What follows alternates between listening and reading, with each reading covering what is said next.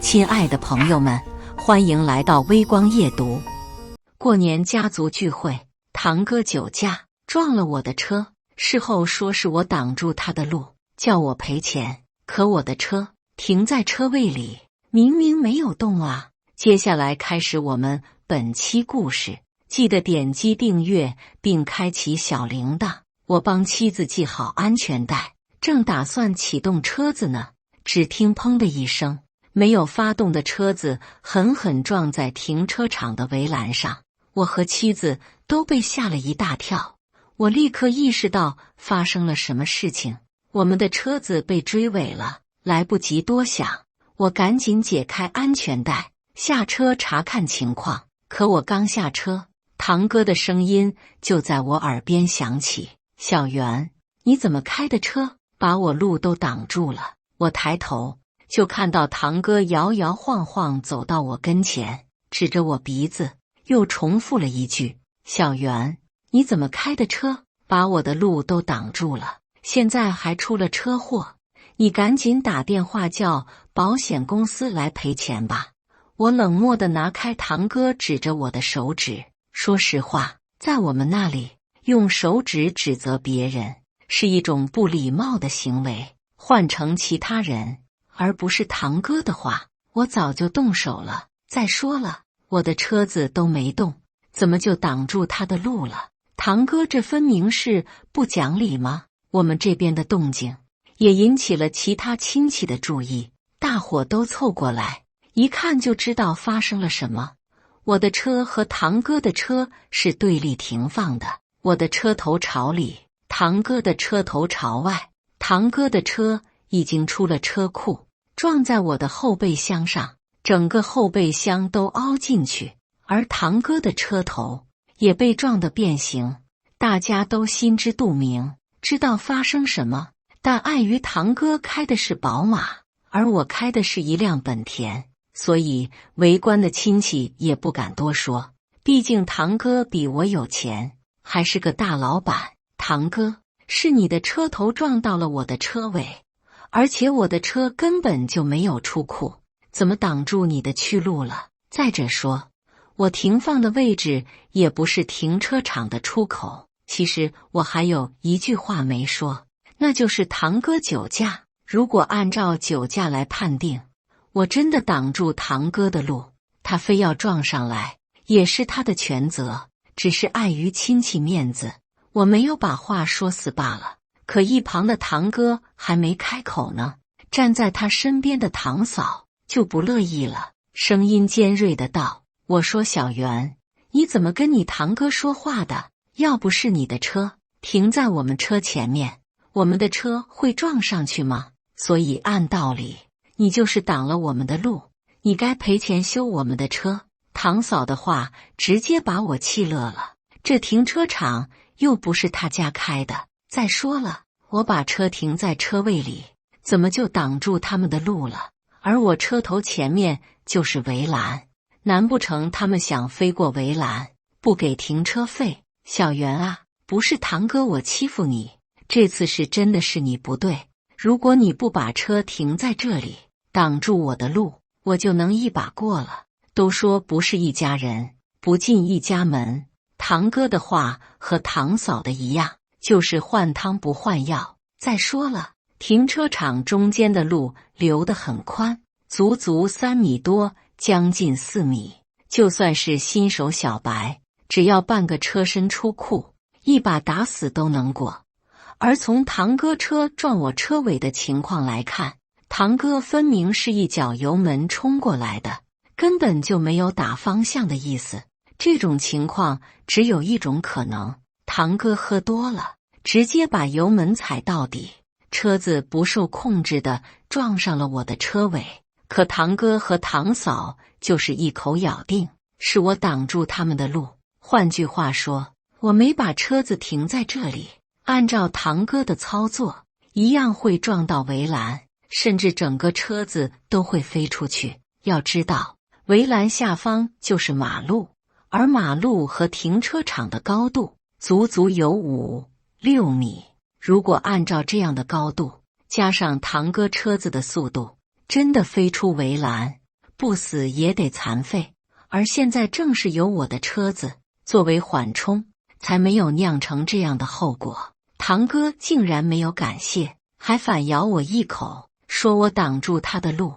我真的不知道堂哥和堂嫂的脑回路，或者说是我平时太好说话了，还是堂哥家有钱，飞扬跋扈惯了，才会这样刁难我。但这一次错不在我，而是堂哥。如果我忍让，今后指不定怎么被堂哥一家欺负呢。堂哥，你别忘了，你喝了酒的，喝酒开车，哪怕我真的挡住你的路，发生交通事故，交警一样判你全责。堂哥呢，就好像不知道酒驾带来的后果一般，不仅没有悔改，反而还威胁我。小袁，你敢这样跟我说话？你别忘了，你爸妈都在我厂里上班，只要我一句话，他们通通都得失业。堂哥说的没错，我爸妈确实在他厂里上班，可堂哥给我爸妈安排的是什么工作啊？保洁、洗厕所。大夏天的，室外温度38将近40的高温，他叫我爸去捡盆栽，我爸捡完回家就中暑了。大冬天的，叫我妈洗地毯，用冷水，还要用手洗。洗完地毯，我妈的手都被冻开裂，就连吃饭都要让人喂。不仅如此，堂哥给我爸妈开的工资每个月就2000块，这点工资都不如外面的环卫工人。我还记得当初我爸为了能在堂哥的厂里上班，前后后跑了5、6次。堂哥呢，就是各种刁难，说什么要体检呢，体检不合格之类的。不仅如此，我爸妈但凡犯了点小错误，堂哥都会当着所有人的面劈头盖脸的骂。要知道，我爸跟大伯可是亲兄弟呀，堂哥就这样对我爸的，在他眼里就没有我爸这个叔叔。不仅是我爸，很多亲戚在堂哥厂里上班，待遇都不是很好，甚至有时候堂哥还会拖欠工资。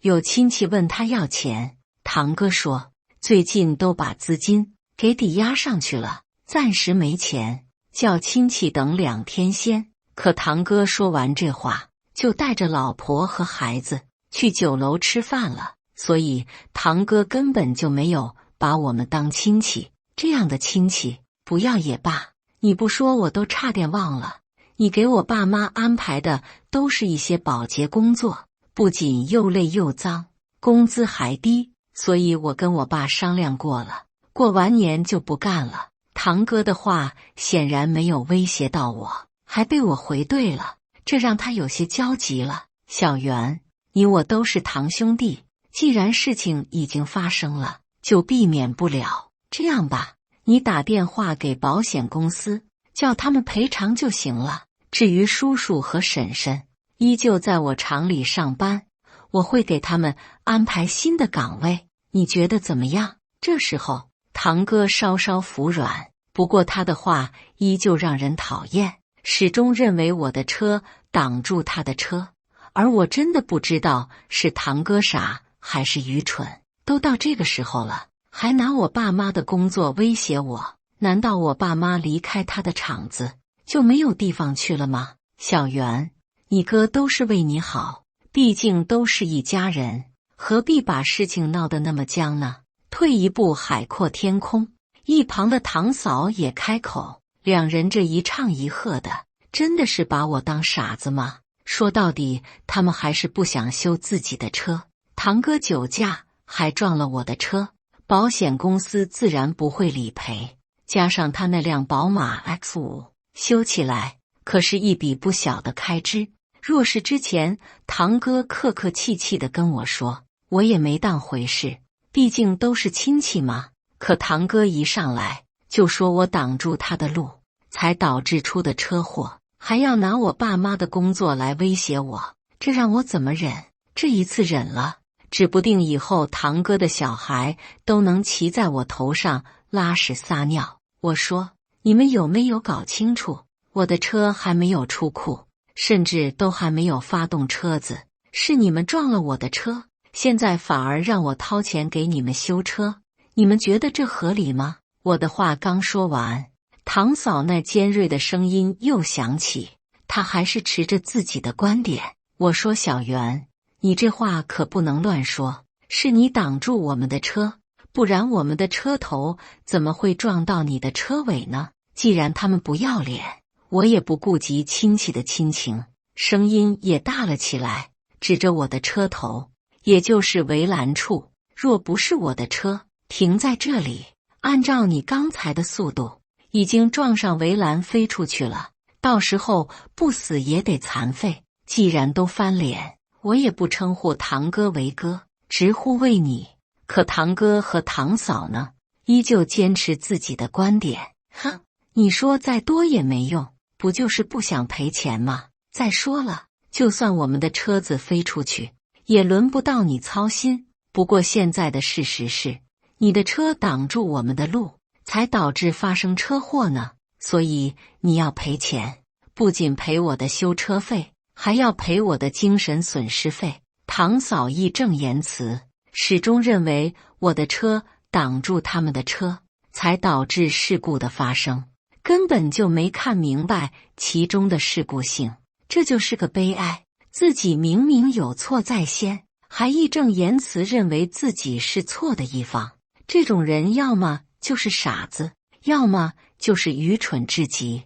对待这种人，只有一个办法，那就是报警处理。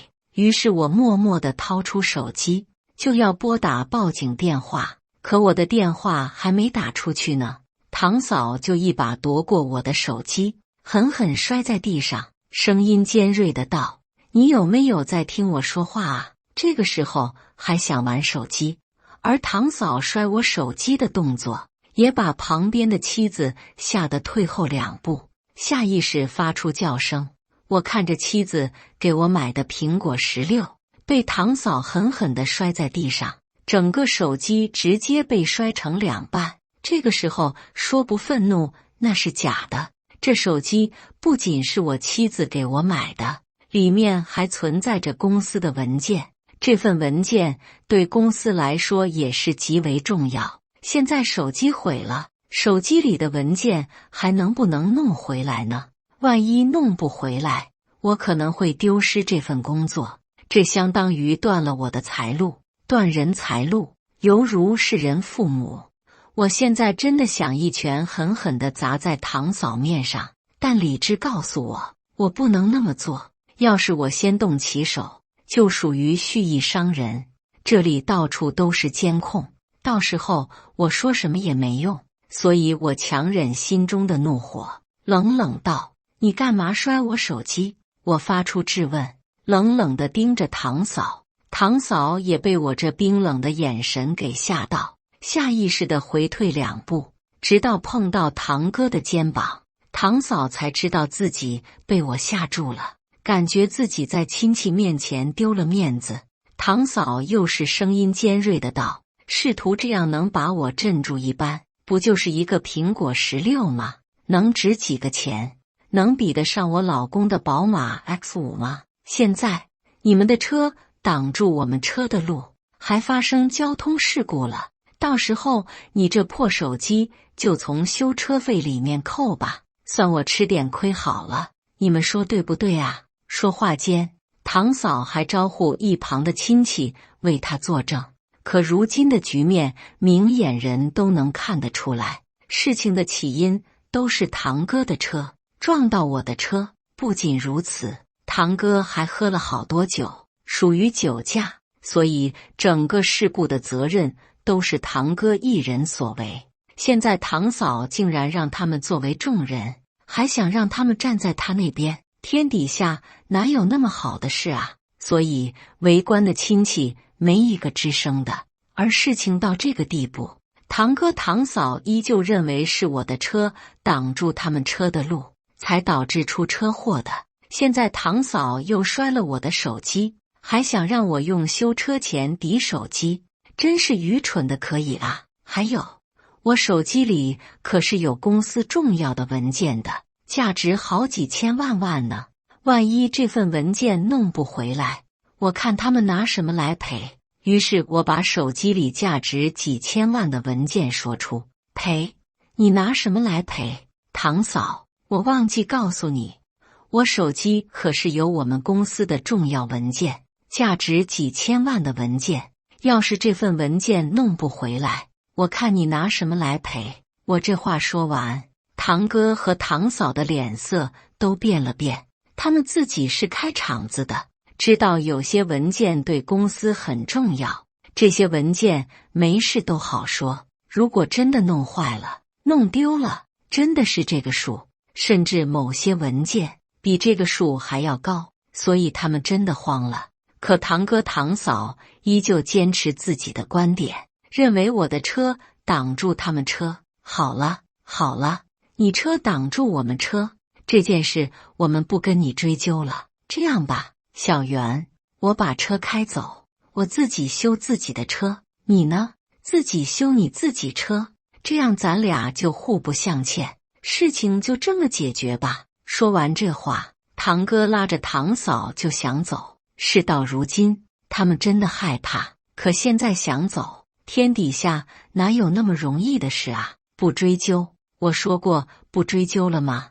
看着堂哥堂嫂要走，我立马冷冷道道。堂哥堂嫂也被我的话叫住了。如今是法治社会，只要我坚持追究责任，他们是跑不了的。所以定下脚步的堂哥堂嫂转过身吼道：我们都不追究了，你还追究什么吗？堂哥道。一旁堂嫂也插了一句：就是，我们都放弃让你修车，我们自己修我们的车，你还想怎么样了？再说了，我们车价值70-80万呢，这车头修起来最低也要30万吧，我们都是亲戚，差不多就得了。亲戚，事到如今还要攀关系吗？可他们真的把我当亲戚吗？一台宝马 X5 新车顶配确实要70-80万，可我手里的文件那可是好几千万啊！堂哥堂嫂一句我们自己修我们的车，都是亲戚，就算了吧。那我这好几千万的文件该找谁要啊？而现在的我也不想理会堂哥堂嫂了，他们的行为简直就是无赖。跟这样的人是没道理可讲的，直接报警让警察来处理。到时候他们想耍无赖，警察可不吃那一套。于是我对一旁的妻子道：老婆，报警吧，跟这种自私自利的人扯皮，简直就是浪费时间。而一旁的妻子到现在始终没说一句，不为别的，他认为我能把事情解决好。既然这样，他就没有开口的必要，也免得打乱我的思路。堂哥堂嫂呢，见妻子要掏出电话报警，这一次堂嫂可不敢像之前那样抢夺妻子的手机了，他真怕妻子手机里又有什么重要的文件。不过不敢抢夺手机，不代表他们就这样让妻子顺利的拨打报警电话啊。所以堂嫂又开口了：小袁啊，报警就算了吧，大家都是亲戚，这样这一次算我们吃点亏，我帮你们修车，这件事就这样算了。我没理会堂嫂的话，依旧让妻子打电话报警。妻子同样没有理会他说的话，拿出手机已经开始拨号码。见此，堂哥堂嫂真的慌了。小袁都是亲戚，你爸和我爸都是亲兄弟，何必把事情搞得那么僵呢？堂哥急忙开口，见我和妻子无动于衷，咬咬牙又道：这样吧啊，你的车我帮你修，再加2块怎么样？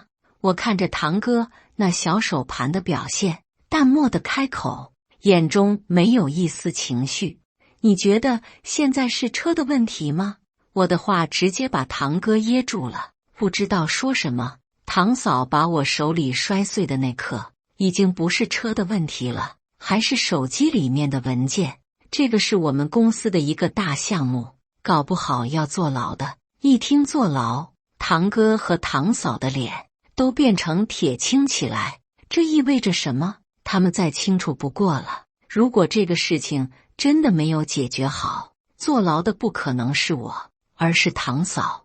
我最多被公司以管理不当的名义开除，而堂嫂就要承担法律的风险，这可不是小事啊。小袁，我们可是亲戚啊，你不能这么做。堂哥再一次开口，我冷冷地看着他。之前的堂哥因为自己跟堂嫂开了个厂子，稍微有些钱了，就不把亲戚当人看，如今摊上事了，反而来攀亲戚了。他真以为我们这些亲戚是让他任意揉捏的吗？需要亲戚的时候就说我们还是亲戚，不需要的时候就一脚踹开，这样的人还配做的亲戚吗？亲戚，你有把我们当成你的亲戚吗？在你厂里干活的叔伯，哪一个干的不是最脏最累的活？而你怎么对待他们的？不仅工资开得低，还老是拖欠工资。我没有记错的话，我爸妈他们10月份的工资，你一直拖到现在。听我怎么说。堂哥立马掏出手机，没有拖，没有拖，只是之前都把钱压上去了，所以一直没钱。现在有钱了，我立马给他们发工资。说完这话，我堂哥就把拖欠我爸妈的工资10月份到12月份的工资全都发了。不仅如此，还特意多给了2000块钱。可现在他所说的一切都是徒劳的，不为别的，我手机里的文件太重要了，好几千万的项目，我可担待不起。而这时，老婆也打通了交警大队的电话，老婆把整件事情的经过都跟交警说了一遍，交警也跟老婆说了，他们立马出警。做完这一切，老婆才挂掉电话。堂哥和堂嫂呢？两人面色死灰，他们知道一切都晚了，不为别的，还是因为我手机里的文件太重要了，不然不会出那么大的事。这时反应过来的堂哥一巴掌狠狠甩在堂嫂脸上，你干嘛摔人家的手机？现在好了，手机里面有价值好几千万的文件，你让我怎么办？堂嫂被堂哥的这一巴掌给打懵了，反应过来后，又指着堂哥骂道：我叫你少喝点酒，少喝点酒，你就是不听，现在出了事，你还赖上我了。堂嫂这话说完，堂哥立马反驳道：平时喝酒开车也没出什么事啊，要不是小袁的车挡住我们的车，会发生之后的事情吗？我真不知道这个时候了，堂哥还能说这话。他即便不喝酒，而本次事故也是他的全责。原因很简单，我的车子在车位上，车子根本没有动，也没有挡住他们的路，堂哥就直挺挺地撞上来，所以事故的责任全是堂哥一人所造成的。可堂哥堂嫂就是一口咬死说是我挡住他们的路，这是什么逻辑？不过他们一提到酒，似乎想到了什么，立马转头对我激动地说道：酒，对，小袁，刚才你也喝酒了，对不对？我用看傻子般的目光看着堂哥，我得了胃病，才刚出院不久，这件事所有的亲戚都知道了，所以刚才在吃饭时，没有一个人劝我酒，可这是堂哥竟然不知道，那只能说明一个问题了，堂哥真的没有把我们当亲戚看了。不为别的，在我们那里，只要有亲戚生病住院了，其他亲戚都会打电话问候2句，关心对方。现在想想我住院期间，除了堂哥一家没给我打电话外，其他亲戚都给我打电话问我的病情如何，所以堂哥这种无知的问题我直接无视了。可堂哥见我不回答，又吼道：小袁，你也喝酒对不对？不然到现在也不敢不承认。说完这话，他就直接哈哈大笑起来，哈哈哈！现在你也喝酒了，那么这些事故我们双方都有责任。既然如此，就不要叫交警了，我们自己解决得了。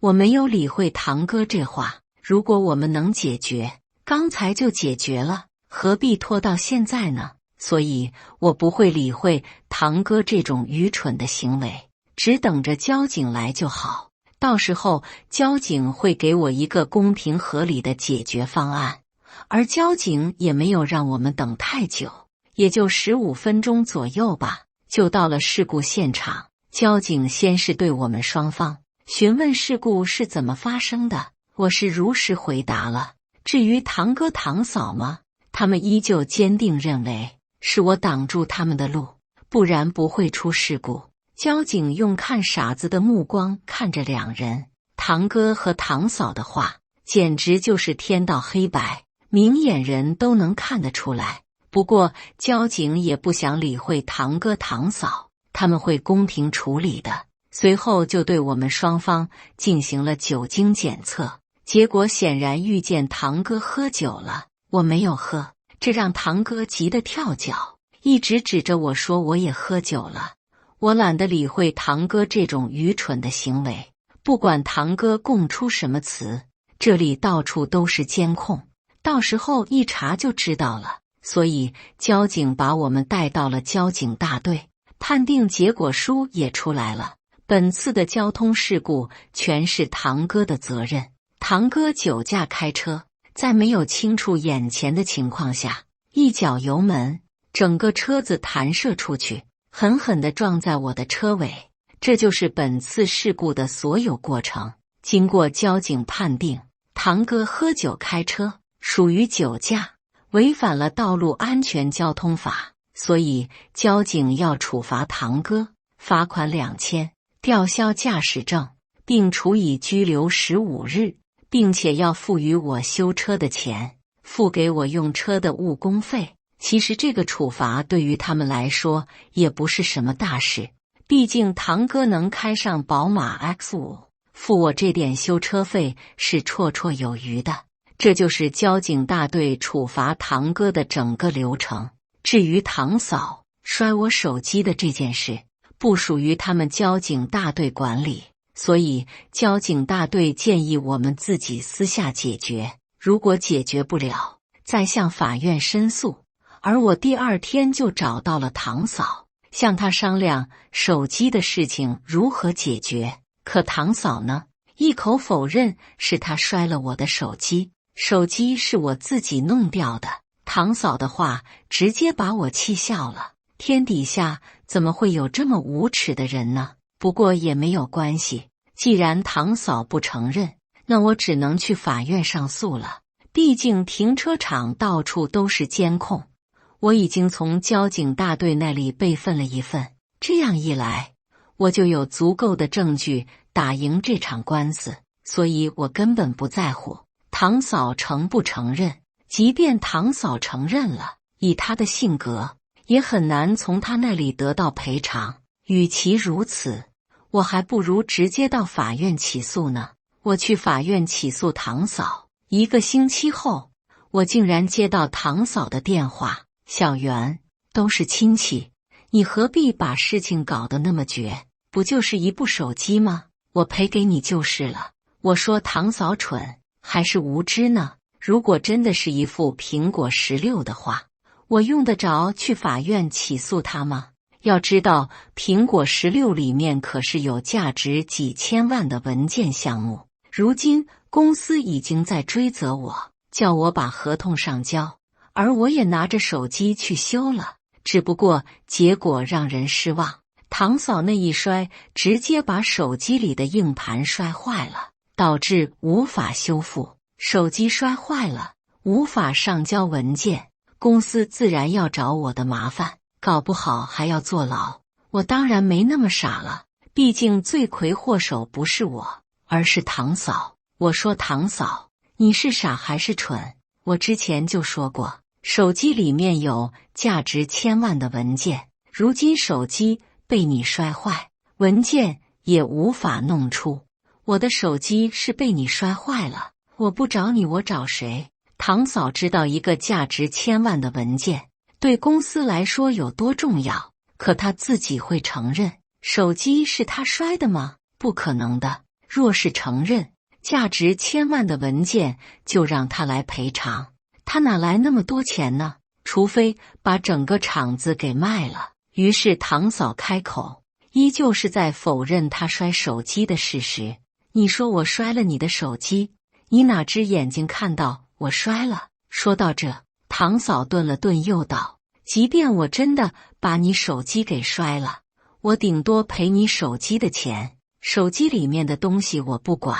无知的人真是可怕啊！还好当时周围有监控，而我也拿到了监控的备份。像堂嫂这么无赖的人，如果没有充足的证据，还真的拿他没办法。至于他这种傻叉的说辞，我直接无视了。到时候法院会给我一个合理的处理结果，就等着开庭那天吧。随后我就挂断了电话。我本以为直到等到开庭那天，事情就可以得到解决，可让我没想到的是，在我和堂嫂通话的第3天，堂嫂就想坐飞机躲到国外去。好在我向法院申诉，才导致了他无法出境。